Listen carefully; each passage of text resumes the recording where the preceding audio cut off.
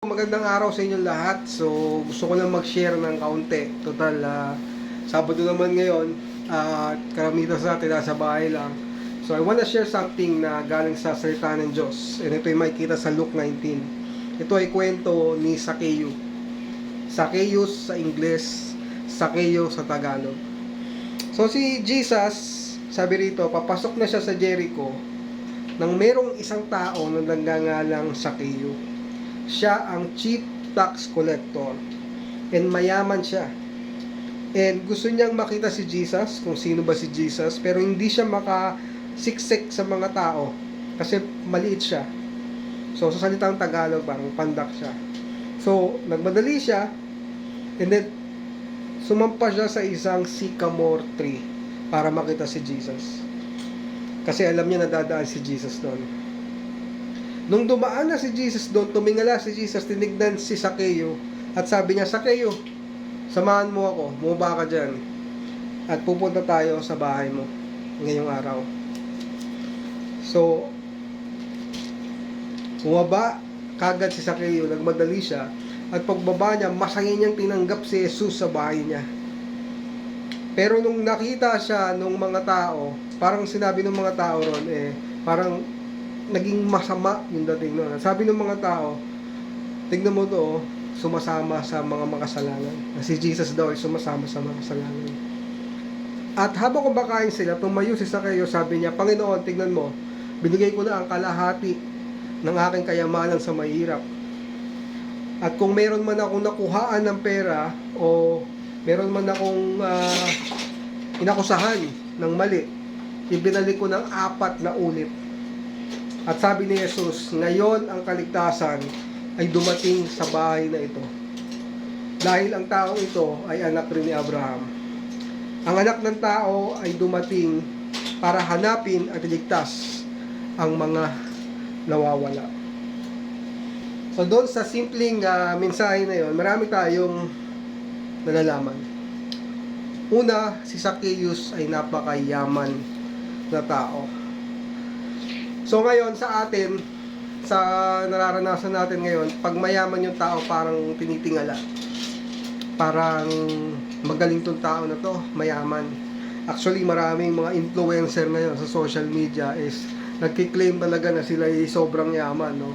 Ang mga income nila daw ay tumataginting na milyon-milyon at marami na raw silang naipundar. At itong tao na to, si Zacchaeus, siya ay talagang real legit na mayaman na tao. Bakit? Kasi siya ay tax collector. Siya ang kumukuha ng tax para sa Roman government at that time. At hindi lang siya basta tax collector, siya raw ay chief tax collector. Ibig sabihin, siya yung pinaka-pinuno ng mga tax collector. So, kung minsan naisip natin yung mga gobyerno sa mga tax, di ba? Minsan hindi nawawala sa isipan natin na may mga kurakot sa gobyerno or what not.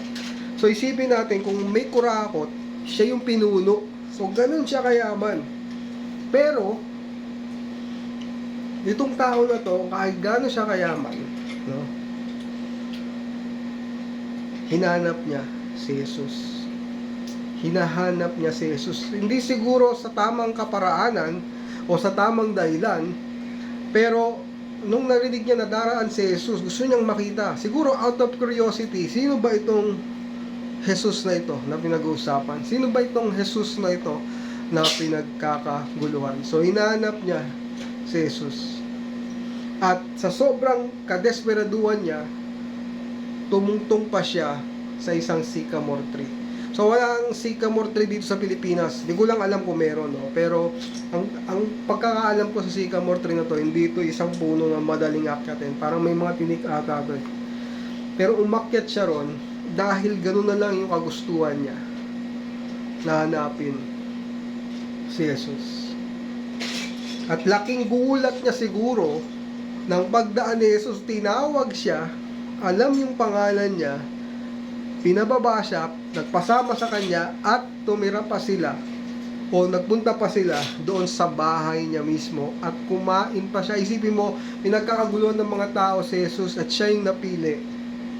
Siya yung napili na samahan, siya yung napili na makikain, siya yung napili na kausapin, at higit sa lahat, kilala siya. Anong kulang sa buhay mo? Anong kulang sa buhay mo? Si Zacchaeus ay napakayaman na tao. Meron ngang isang influencer na naalala ko na sabi niya, money can buy happiness. Money can buy happiness, sabi niya gano'n. But Zacchaeus was really rich. Really rich.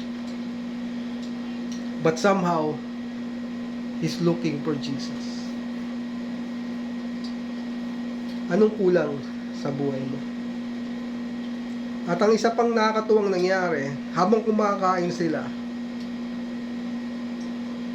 tumayo itong si Zacchaeus at sinabi niya, Panginoon, kalahati po ng kayamanan ko, ibinigay ko na sa mahirap. At kung may nadaya man ako, o meron ako naakusahan na mali, binalik ko na ng 4 na ulit. So tingin nyo may matitira pa ba kay Zacchaeus after that? What did Zacchaeus find? What did Zacchaeus find na is willing to trade all that he earned sa pagiging tax collector? That he's willing to trade everything. What is that na hinahanap niya? And if money is the only thing that can satisfy us, why did this man give it all away?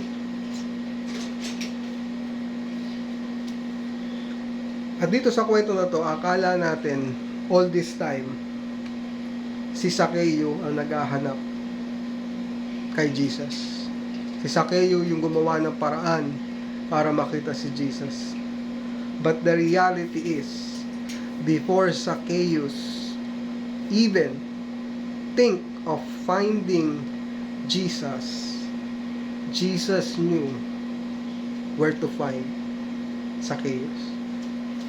Hindi niya kilala si Zacchaeus, pero at that time, he called him by his name. Tinawag niya si Zacchaeus sa pangalan niya.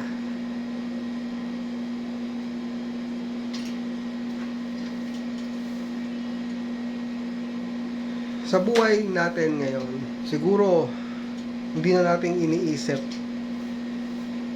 na hanapin si Jesus.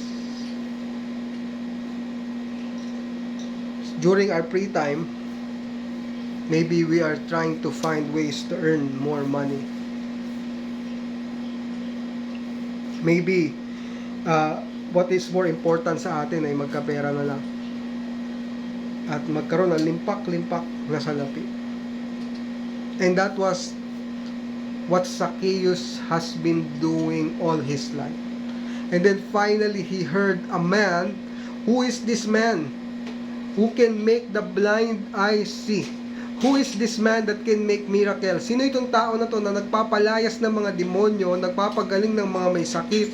Kakaiba yung mga sinasabi about being born again, about the kingdom of God, about heaven, about hell. Sino itong tao na ito?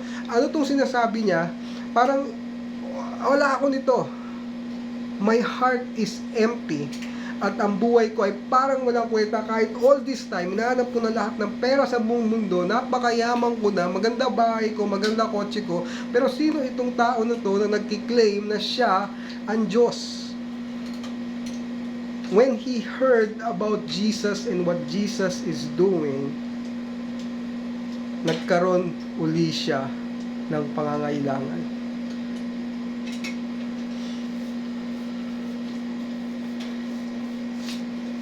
When life gets tough, when problem arise, when money can help you, when depression is there, when the demons are whispering things in your ears, when there is too much sadness in your heart that kahit na anong limpak-limpak na salapi ay hindi mawala, when you are nasa kailaliman ka ng kasalanan at para kang nakatanikala at walang makapagpakawala sa iyo, you will know that you need Jesus.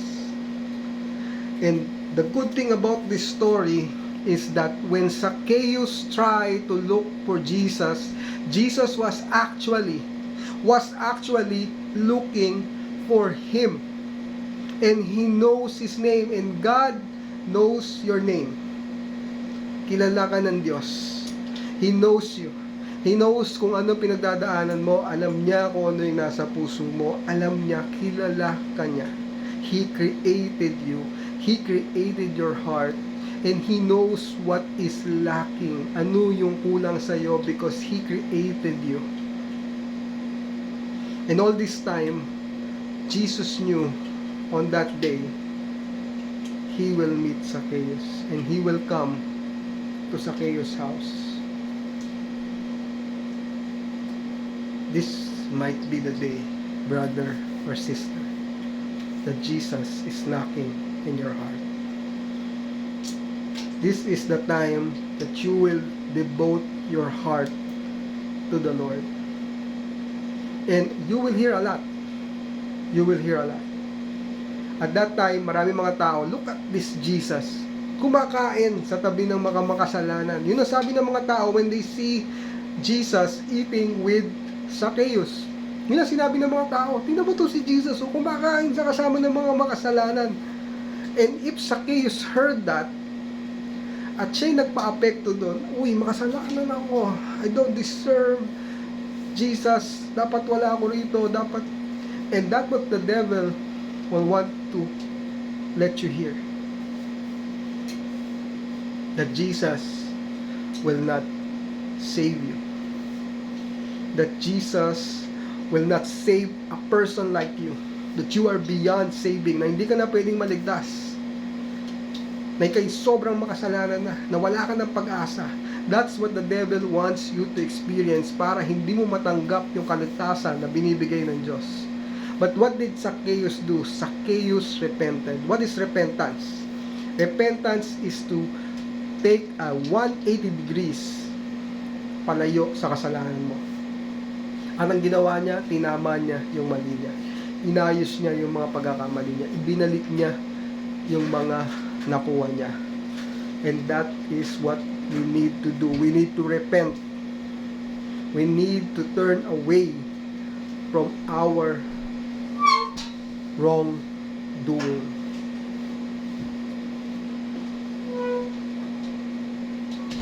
And on that day, sabi doon sa salita ng Diyos, si Jesus mismo, He was saying that salvation has arrived in this house. For God came to seek and save the lost. So, si Zacchaeus na naghahanap, na gustong makita si Jesus after finding all the riches in the world, the reality is Jesus was looking for him. And Jesus is looking for you. Jesus has been longing to be with you, to save you. And this might be the time, brother and sister. This might be the time that you will receive Jesus in your heart. That you will hear Him calling. Tinatawag niya yung pangalan mo. Let's go. Let me in your life. Let's share a meal together. Let's have a relationship. Tama na yung buhay na relihiyon lang, na ginagawa mo lang ito dahil nakita mo sa iba. It's time for you to get to know me. It's time for you to know the shepherd of your soul. Nung ako po'y nakakilala sa Panginoon, ang ginawa ko po nung araw na yon, I only prayed a simple prayer. I said, Lord, I don't know you. Hindi ko alam kung totoong may Diyos. Hindi ko alam kung hindi kita nakikita, hindi kita naririnig. Hindi kita kilala. But if there is a God, then save me. And on that day, God showed Himself to me. And it's too late for me, and it's too late for anybody to convince me that God is not real. Because I have experienced God in my life. and I have a personal relationship with God. So this is the time. This is the time. You might be searching for something. You might have heard, like Zacchaeus, maaaring narinig mo, sino ba itong Jesus na ito? Sino ba itong sinasabi ng mga tao na Jesus na nagpapalaya daw mula sa depresyon, na nagpapagaling ng karamdaman? Sino ba itong Jesus na nagpapagaan ng puso, nagbabago ng buhay? Sino ba itong Jesus na nagpapalaya sa mga kasalanan? Sino ba itong Jesus na nagbibigay ng kaligtasan? You might be like Zacchaeus na hinahanap mo yon, and you suddenly stumble on this video and you watched it and you know that God came to earth to seek and save you. If you are that person and you want to receive Christ as your Lord and Savior, then you don't have to do anything special. Just go in your room, kneel, or pray, and say, Lord, I am a sinner. I repent. Forgive me from my sin, and I believe that you are my Lord and Savior. And I receive you in my life. And then you pray, and then you start to read the Word. Then you start to attend a Bible-believing, Christ-centered church. And I believe God will take care of you. And you can message me if you need help or you need further information. I can help you. But it's only you that can accept Jesus Christ. God bless you, brother and sister who's watching this, and I believe that God has a plan and a purpose for your life. Hallelujah.